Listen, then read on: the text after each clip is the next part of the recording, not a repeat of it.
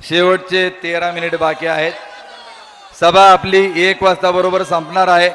सूरज, तुझं म्हणणं देखील मला माहित आहे, मी सांगतो बरोबर की आज व्यासपीठावरील सर्व सन्माननीय लोकप्रिय संसदरत्न खासदार ज्यांच्या आपल्याला विचार ऐकायचेत त्यांच्याकरता फक्त 10 मिनिट तरी मला ठेवायला पाहिजेत. आणि मला किती जरी सविस्तर बोलायचं असेल तर आता मी सर्वांची माफी मागतो. माझ्याकडे फक्त 3 मिनिटांचा वेळ मित्रांनो बाकी आहे. आणि 3 मिनिटांमध्ये मला जे वेगवेगळ्या प्रकारचे आरोप प्रत्यारोप होत आहेत याचा समाचार आज या ठिकाणी संपूर्णपणे घेता येत नाही. आज मी एकच सांगतो, आज रमा एकादशी आणि वारकऱ्यांना जो मूलमंत्र देण्यात आलेला आहे, रामकृष्ण हरे रामकृष्ण हरे, जे या निवडणुकीच्या निमित्ताने सांगितलं जात आहे की धन्यवाद. आज सांगितलं जात आहे की आतापर्यंत 7 वेळा आम्हाला तुम्ही विक्रमी मताधिक्याने सातत्याने निवडून देत आहात. आणि आता डॉक्टर साहेब ही म्हटले आता 8वी निवडणूक आहे. पवार साहेब ज्यावेळी मंचरला लोकसभेच्या निवडणुकीपूर्वी आले होते त्या विराट सभेमध्ये मी एवढं सांगितलं होतं की दुर्योधनाच्या बरोबर नारायणी सेना होती आणि आपल्या बरोबर आदरणीय पवार साहेब हे श्रीकृष्णासारखे आणि श्रीकृष्णाचा अवतार हा 8वा आहे. आणि याच्यामधून काय आठवायचं त्यांनी आठवाव. पवार साहेब आपल्या सोबत आहेत. बोगद्या संदर्भात आता अधिक न बोलता एवढं सांगतो, काल पत्रकार परिषद झाली, आज आपली सभा होणार आहे. 65 बंधाऱ्यावर बोलले.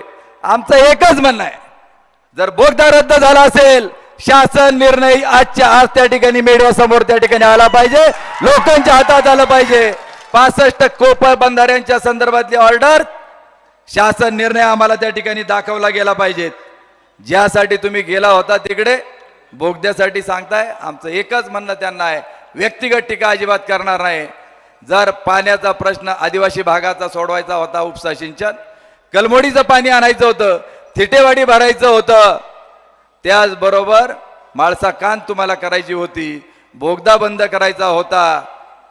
खूप काही केलंय आणि खूप काही जर करायचं होतं तर आमचा एकच सवाल आहे, तुम्ही पाटबंधारे खातं का नाही घेतलं पाण्याकरता? सहकार का निवडलं? आणि सहकार जर काय निवडलं असेल तर केवळ आणि केवळ सहकारी संस्थांमधली जी गडबड आहे.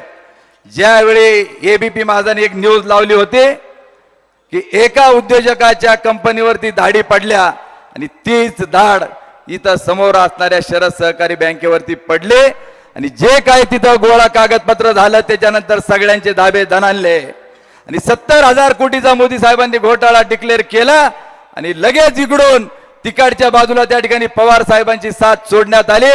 सविस्तर मित्रांनो त्या ठिकाणी बोलाल. मला एवढंच या निमित्ताने सांगायचे आपणा सर्वांच्या समोर की आंब्यावाले असतील आणि तुपावाले असतील, मुंबई मार्केटचे काढणारे आणि शरद बँकेतला 21 वर्षाचा तुमचा घोटाळा जो काय तो पण बाहेर काढणारे आणि वेस्टर्न हिलला पवार साहेबांनी ज्यावेळी सबसिडी दिली शेतकऱ्याकरता तुम्ही कंपनी चालू केली म्हणतात, ती वेस्टर्न हिल कंपनी थोरांदळ्याची कुणी विकली कुणी घेतली? शरद बँकेमध्ये त्याच्यामध्ये किती पैसा तिकडे शरद बँकेचा तोट्यामध्ये गेला? 90 कोटीचं. संशयित बुडीदार कोण कोण आहेत त्याची यादी मागतो, यादी मिळत नाहीत.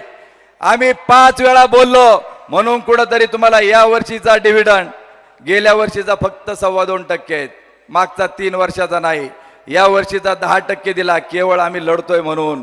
परंतु एक ध्यानात ठेवा, जर माऊली डोंबेचा तुम्ही ऊस तोडत नसाल, तो म्हणतोय 42 गावातील लोकांना सभासद कधी करणार? माऊली 42 गावातील तमाम माझ्या शेतकरी बांधवांना सांगू इच्छितो की तुम्ही सभासदत्वाची काळजी करू नका. येत्या विधानसभेच्या निवडणुकीमध्ये राज्यामध्ये महाविकास आघाडीचं सरकार येणार आणि तुम्हाला सभासदत्व दिल्याशिवाय राहणार नाही, हा माझा शब्द या ठिकाणी आहे. प्रभाकर बांगरवरती हल्ला होतो, दुधाकरता त्या ठिकाणी लढतो. देवदत्त निकम काय मागत होता? मग देवदत्त निकमला जर तुम्ही त्या ठिकाणी स्टेजवरून खाली लोटण्याकरता तुपावाला जर बाह्या त्या ठिकाणी सावरत असेल, वाल्ल्या जर तिथं मला ढकलीत असेल तर याचा बंदोबस्त येत्या 20 तारखेला तुम्हाला त्या ठिकाणी करायचंय बांधवांनो. वेळ माझी होत आलेली आहे. मला युवकांकरता अनेक काही करायचंय, आदिवासी भागाकरता खूप काही त्या ठिकाणी करायचंय.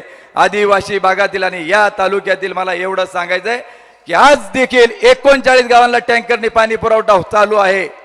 या वर्षी उन्हाळ्यामध्ये चालू होता. मला या मतदारसंघामध्ये एकाही बाईच्या डोक्यावरती हंडा या वर्षी उन्हाळ्यात दिसणार नाही, याचा मला शब्द त्या ठिकाणी आहेत. जसा घरोघर गॅसचा सिलेंडर दिला जातो, उद्या तुमची सेवा करण्याची संधी द्या. मी एवढं सांगतो, आमदाराच्या दारात तुम्हाला जावं लागणार आहे. आमदार हा तुमच्या दारात त्या ठिकाणी आलेला असेल.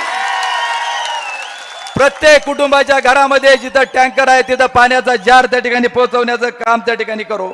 मला मनापासून शिवसैनिकांचे आभार मानायचे आहेत की 34 वर्ष कदाचित त्यांच्या सोबत असल्यामुळं त्यांच्यासाठी मी लढत होतो आणि मला सगळं काही माझ्या खांद्यावरती बंदूक ठेवून तोफा त्या ठिकाणी सोडल्या जात होत्या.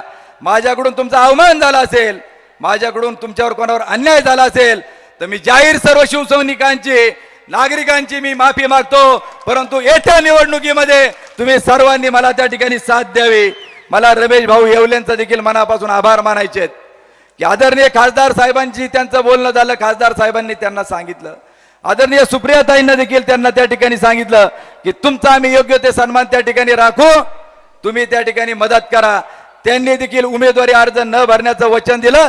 त्यांचा देखील मी मनापासून या ठिकाणी आभार मानतो.